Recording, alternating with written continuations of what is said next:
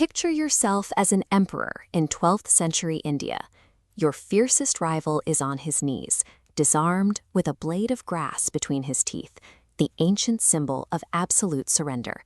He is begging for his life.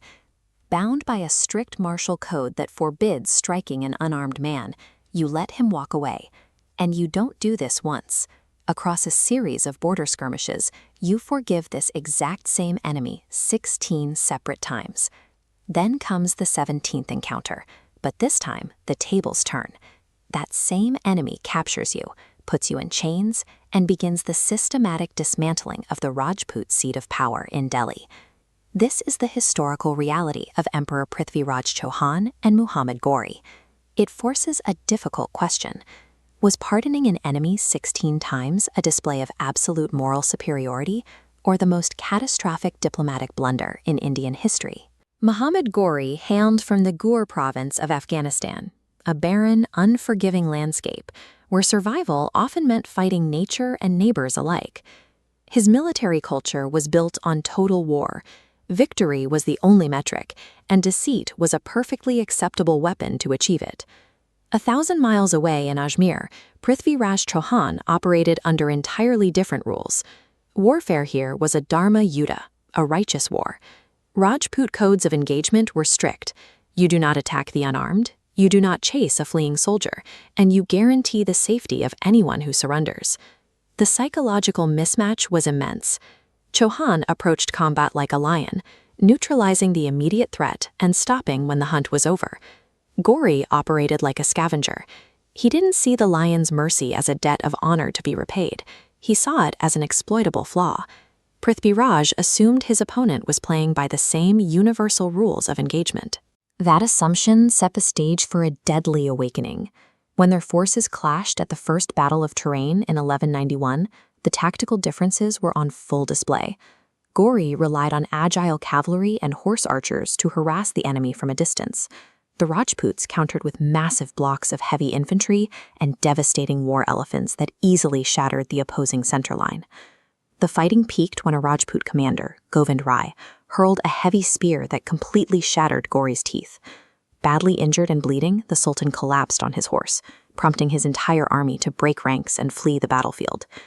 True to their code, the Rajputs celebrated their victory and refused to run down the retreating soldiers. Ghori, limping back to Ghazni, felt no shame in the loss. He treated the battle as a data-gathering mission, studying the Rajput formations and noting their vulnerabilities for his next attempt. A year later, Ghori returned to Tarain.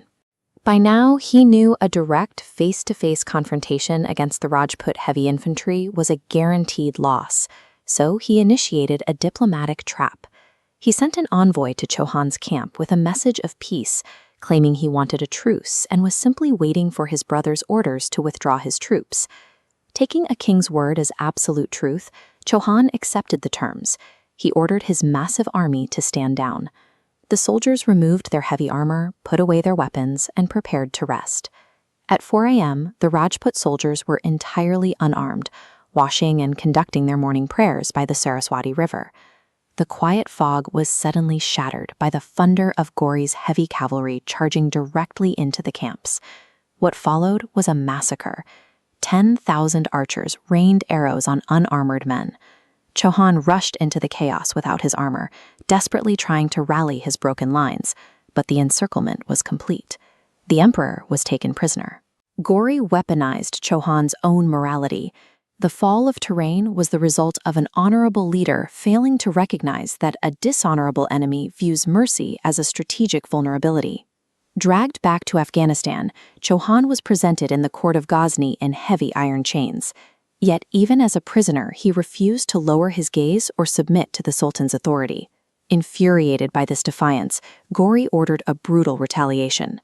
Red-hot iron rods were driven into Chauhan's eyes, blinding the emperor to break his pride. Soon after, Chauhan's childhood friend and court poet, Chand Bardai, infiltrated the city disguised as a wandering fakir. Knowing they couldn't fight their way out, Chand Bardai manipulated Ghori's massive ego. He told the Sultan that the blind emperor was a master of Shabd Bedi Ban, the ancient art of striking a target using only sound, and challenged Ghori to witness it. The Sultan accepted the spectacle. Chauhan stood in the center of the arena, holding a bow and arrow.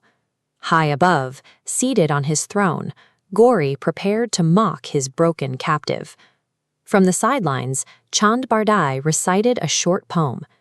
Char Ban's 24 Gaj, Angal Asht Praman.